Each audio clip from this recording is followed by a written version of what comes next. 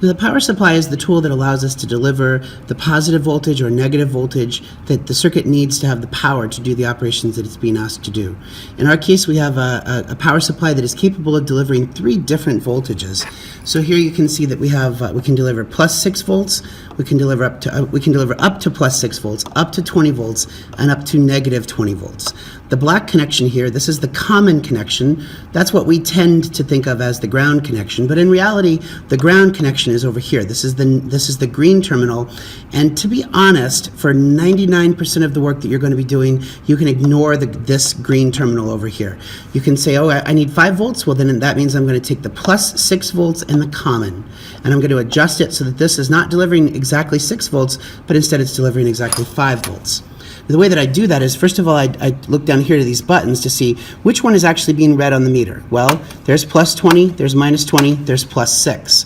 You can see that I've got the 6 volt source currently set to 0 volts, and that's a pretty good way to start. I would encourage you to consider just starting it out at 6 volts and then slowly turning this knob until you get it up to be exactly 5 volts. So, and by exactly 5 volts, I mean, plus or minus a couple hundredths would be fine. Anywhere within the, plus or minus 0.02 would be just fine. So that's really 5 volts. A couple of other things to notice here. We have here a built-in ammeter, and that built-in ammeter will tell you how much current is being drawn. Right now, obviously, there's nothing connected, so no current is being drawn, and so it's accurate to within about 1/100th of an amp. Another thing over here is these overload lights. They're not lit up right now because we're not overloading it, but if we try to draw too much current from this voltage source, it's going to clamp the amount of current so that we're safe. And so if one of these overload lights ever turns on, immediately hit the power button, because something has gone wrong in your circuit, or your circuit is not hooked up correctly, and you're likely to damage one of the circuit elements that you have. So just keep your eye open for these overload lights. If they turn on, turn the power off, and then try to figure out what's wrong with your circuit. Remember that you can also have up to plus 20 volts. So here this one is currently set to 1.44, so I'm going to go ahead and crank this up to say 14 volts. And the 14 volts is going to be helpful for certain lab experiences. So there you go, about 14 volts. And this tracking ratio button says, how do the plus 20 and minus 20 vary from each other? Well, it turns out that because I have the tracking ratio locked in, that means that the plus 20 and the minus 20 will be just simply the opposite of each other.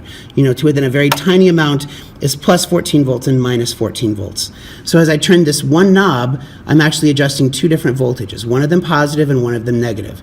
For most of the work we're going to do, we're not going to need the negative voltage, but when we get to the amplifier section, there'll be some benefit to having a plus and a minus voltage. So your job then is to generate, say, plus 6 volts or plus 5 volts. You'll use this one here on the left, and you'll adjust the voltages.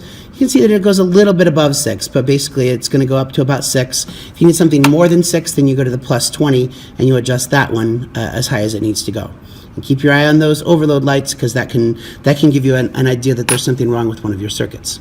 Now the cables that you're going to connect to this are going to be they're known as banana plugs, because the end kind of looks like a banana, and it's going to plug in directly into the power supply right here. And you can see that I chose the black cable to plug into the ground, and then I have another red banana plug here that I'm going to plug into the plus 5 volts. And on the other end of these cables, of these particular cables, looks like this. And this is known as a micro grabber. So the micro grabber looks like this, and what happens is if you have a circuit element, you can just grab that circuit element.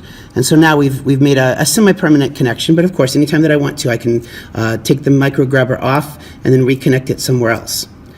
Now, it's also possible that if you have one of those really large breadboards that I showed you earlier, that you're going to want to have a banana plug to banana plug connector. So in this case, I'll pull these out.